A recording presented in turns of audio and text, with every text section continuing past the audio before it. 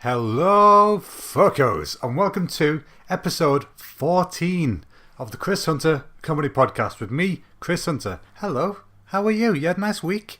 I've had a good week. It's been nice. Last week I had to go to my old uni and my old college, two different places, to do a big talk about what I do now and how I got there, and that was pretty cool, you know?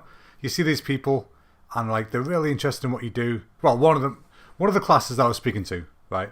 They were a bunch of students who are game art students. They want to do the thing that I'm doing now as a job in the future. Whereas the other class, they were people who just do generally arty stuff and they're playing the field a bit. You know, they're seeing what kind of things are available for them. So hopefully I could help them out a little bit. I could show them the kind of things they could do and the kind of failure that they could look like, which is this face that I own, I possess. This is the kind of failure you could be. Now, I'm not a failure, am I? Health eating's still going well. I'm still going strong with it. I don't know how. I think it really helps having a cheat day on a Saturday. I'm telling you, man. If you're trying to lose weight, get yourself a cheat day. It works a dream. Every Saturday we go and get our fancy burger. And you know what? That means you've got something to look forward to throughout the week. So you don't feel bad about eating good. And staying within your calorie limit and all that stuff. In fact, when I went for my burger last week, my mate from work was there with the kids. Because he'd gone based on my recommendation. And that made me happy. Because he got to enjoy a damn nice burger. And you know what? If you can't spread love, at least spread burgers. You know what I'm saying?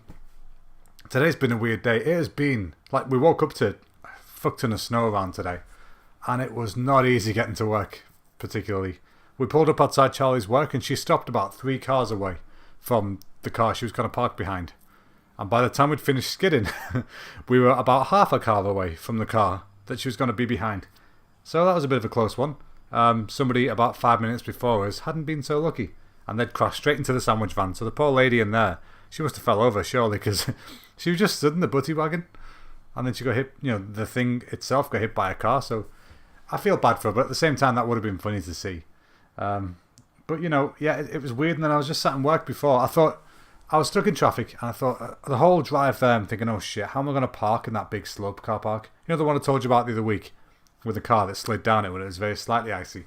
Well, it was properly but like throwing down with snow before, so I thought I can't park there. I'm going to slide down, and if I can't, if it's been gritted, I'm alright, but even then, if it's not been gritted, I can't turn around there because it's too slippy. So I thought, what am I going to do? So I was stuck in traffic and I noticed a woman behind me.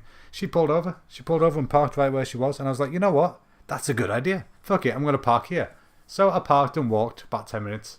But you know what? It was alright. I got back to the car. It was all good, all safe and sound.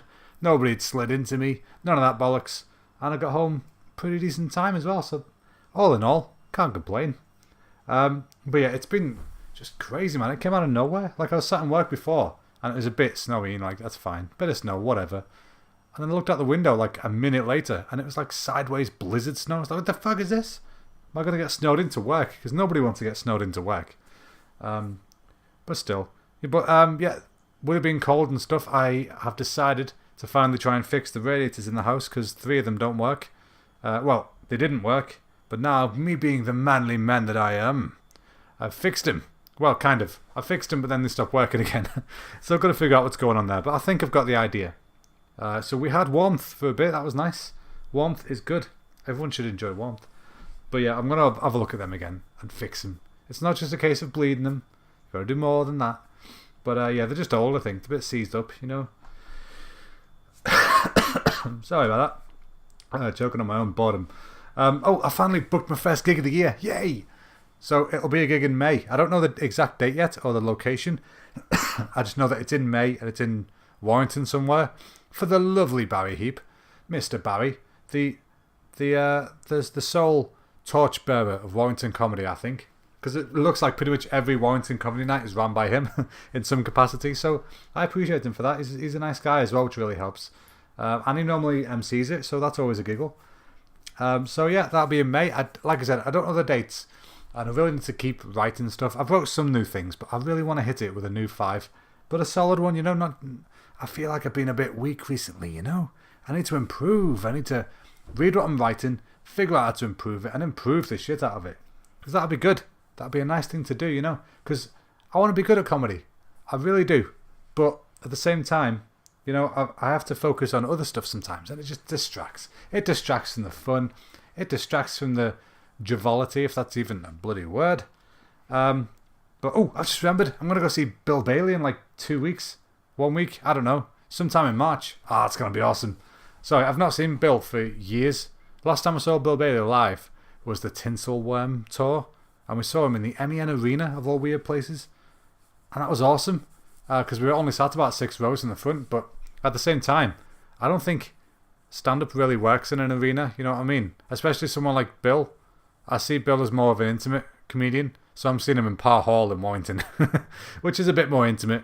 Last time I saw someone there, it was his old boy Jimmy Carr. So yeah, that'd be nice. Gonna go see Billy, old Billy boy. I've been busy last week. I made some new artwork for the video game stream that we do. That was pretty cool, but it took a lot longer than I expected because I came up with this idea, right? Where, like, because if you don't know, when you have an online video game stream thing, you're meant to have like different screens for like if you're offline or if you be right back or that kind of stuff. So I thought, okay, I'll make that, you know, like a banner and things. And I thought, I've got an idea. I'll do something based on like the Sega arcade centers in Japan. They're like the red with like a white sort of checker grid thing on them. And then I thought, you know, I'll break this up nice. Putting a little picture of a game in like every other cell. That'd look awesome. So I did that. It looked pretty cool. I did it to like the little banner thing that you have at the top of the page. And that took me till about midnight. I was like, yeah, that's pretty good. I'm happy with that. And then I went to upload the stuff and I went, oh shit, I need a full screen of this. I need like a full offline screen, and that's much bigger than the banner. So I ended up having to do 3 times the amount of work all over again. And I finished at about 2 a.m. But that's okay. Who needs sleep, eh? Sleep's for the weak. Sleep is for the weak. But that was good. And I've been working with some new stuff for the stream as well. So I made some new sound effects that you can do in the stream. So if you ever go to our streams, right, you can type in. It's quite clever actually. There's this thing called a Streamlabs chatbot, right? That lets you do things like this, where you can type in, for example, with mine, if you type in exclamation Jesus, then you'll get a sound clip of a Bill Burr compilation going, oh Jesus, oh Jesus, oh Jesus. And I find it funny. I love Bill, and when he says oh Jesus, I find myself saying it all the time in the streams, and I don't mean to, but you know, it's a heat of the moment thing. I love how sort of things from your favourite people just sort of get absorbed into you, you know, without you realising, and you start using their mannerisms and stuff. It's not that you're copying them, it's just that you just start taking what they do. It's like when you hang around with friends, you know, like whenever I'm hanging around with people, I tend to pick up their accents over time, which is why mine sounds all fucked up and weird. So yeah. I went to the pictures on Sunday, I think it was. Went to watch Black Panther, and we went to watch it in Didsbury in the brand new 4DX. What's that you say? What's 4DX? Well, I'll tell you. 4DX. It's like the Universal Studios type thing, you know, the Honey, I Shrunk the Audience, where they have like groups of seats that are in 4s, right? And these seats, they move, they vibrate. They spray water at you. There's bubbles in the sky. There's smells. There's flashing lights. There's smoke. The back of the seat hits you in the back when people get punched or whatever. You have like air that flies past your ears. So that was really cool when there's like gunfire and stuff. You know, people shooting guns, and all you could hear next to your head was like or blowing next to your head. It's really, really cool. And you know what? It's the same price apparently as the D-Box seats. You know, the ones that just move and vibrate a little bit, and they're awesome already. So if you want to pay the same price but get like an Uber experience, I would say go 4DX. It was badass. I really enjoyed that. And you know, I'm definitely going to go do it again. And Star Wars, when that comes out, oh my god, that's going to be good. Flying around, I'm finally going to get to smell what Star Wars smells like. That's going to be amazing. I saw a surprising thing on Instagram yesterday. Mr. Kevin Smith, the clerk himself, he almost died yesterday. He updated on his Instagram saying, you know, I'm going to be recording my new comedy special tonight, which I was like, yes, new comedy from Kev. I like his Q&As and his comedy and stuff like that, so that'd be good to see. And anyway, he went to record it. He was going to record 2, you know, film both and then edit them together like they normally do. And he said that he finished the first one and felt sort of nauseous and threw up and stuff. And his assistant called an ambulance because turns out he got to the hospital and they said, yeah, you've had a massive heart attack. He said that one of his, I forget what it was called now, but it was one of the arteries or one of his pipes was 100% blocked. and they had to go in. I think he said like they had to cut open his crotch and like get to a pipe from there or something. I don't know what it was, but my God, man, he's lucky to be alive. And he put this huge big post on Instagram saying about, you know, how he's always been scared of death ever since he saw his dad die of a heart attack, and apparently his dad went out screaming, literally. And Kev thought that's the way he's going to go, and he's terrified of it. But apparently in the moment he was super calm because he was happy, you know. He'd achieved what he wanted, he got to where he wanted to be in life, and he was just ready to go. And you know what? I really, really like that mentality of, you know, sort of contentment with life. So, you know, if you're not happy where you are, do what makes you happy. Get to a point where when you're old and grey and ready to go, you'll actually be ready, you know. I got deep there for a minute. Let's try something slightly less deep. Maybe not slightly less deep. Good and bad news. Bad first because it's bad, then good news. Our buddy Mr. Stephen Fry, national treasure that he is, apparently had cancer. But luckily, they've caught it quick enough and it seems to be completely gone. So yay! That is a good thing. That is a very good thing. I love Stephen Fry. He is one of my favourite people in the universe. Like, you know, if you ever got the chance to just chat with anybody for 5 minutes, there's a very good chance he would be my chatty. Because that, can you imagine just sitting having a chat with Stephen Fry, asking him whatever bollocks you want and he has to answer it. You know, I'd ask him what his favourite flavour of Yazoo is. I think that'd be it. And he'd probably just say, you know, what is this Yazoo? I'd say it's milkshake. What is milkshake? You know, I don't know. It'll go in a weird circle. I'm waffling shite now anyway because I wish I was speaking to Stephen Fry. Instead, I'm speaking to a blue snowball Mike. That's what I'm speaking to. But speaking of people that were ill, very ill, I finished the David Bowie discography. Oh, it was good. It was really good. Because I really like Black Star, you know, his last album. I really, really like that album. And I knew that when I was building up the discography, I was building towards listening to that again because I've not listened to it for a bit. So the excitement got the better of me towards the end. I was really giddy. But yeah, there's some cracking albums. I really like his latest stuff. I know a lot of people aren't that keen on that, but yeah, it was great. The man was a ledge, you know what I'm saying? He had a concept album which I didn't know about. It's called, what was it called now? Outside? Oh no, Point One Outside or something like that. And that was a good album. That was really cool. That inspired me to think like maybe the musical thing that I'm writing could just be a concept album if it didn't work out as a musical. But I don't know yet. We'll see where that goes. I've not touched it for a little bit. Oh, have you seen that Coke? Coke has got new flavours, folks. But apparently they're replacing the old ones. So instead of having normal cherry Coke, we have Fiesty cherry. And it tastes about the same, but a little bit more of like a gingery, peppery kick to it. But Charlie had some yesterday and she couldn't finish it. She said it was burning her throat. So she thought we had a bad batch. But no, she just didn't like the flavour apparently. So that's kind of a shame. That's not as cool as it was. But you know what? It's nice. I like it. It tastes kind of like cherry sours to me.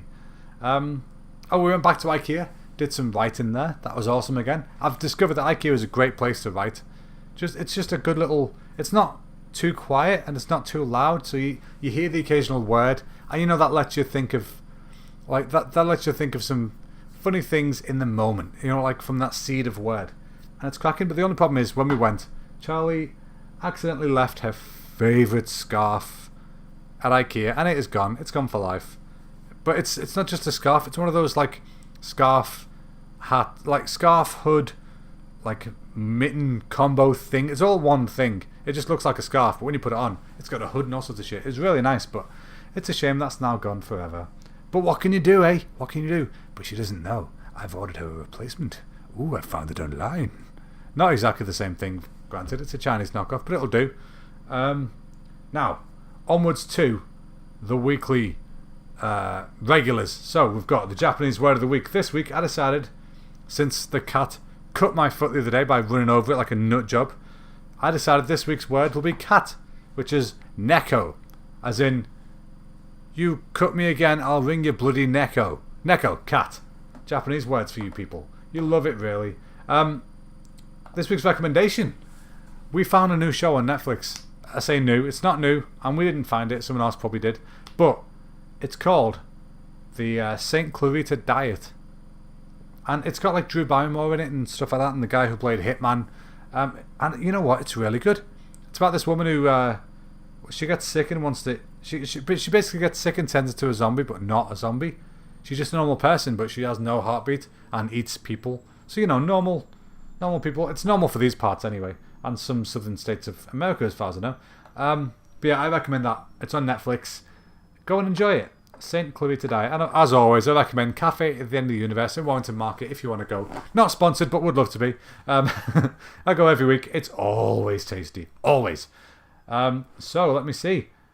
No questions this week, but if you've got any questions, feel free to ask me on any of my social media platforms. So I'm on Facebook at facebook.com/Chris Hunter Comedy, or I'm on Twitter at Chris Hunter Com. Oh, I'm also on Instagram now, which is, I believe, Chris Hunter Comedy is my Instagram shiz. So yeah, any questions, ask them there, or you just want to hell abuse at me, feel free. Now, I would appreciate it if you lovely folks went to iTunes, drop me a rating, even if it's a 1-star, just so that I know you're listening, because I don't get any analytics from iTunes. And subscribe and share it with your friends. If you want to bore them, if you hate somebody in particular, send them a few of the episodes that are particularly quiet and just watch them cringe. Tell them you got to listen to it or your cat dies. So yeah, thanks a lot for listening, folks. I will see you lovely bar stewards next week. Ciao for now. Bye-bye.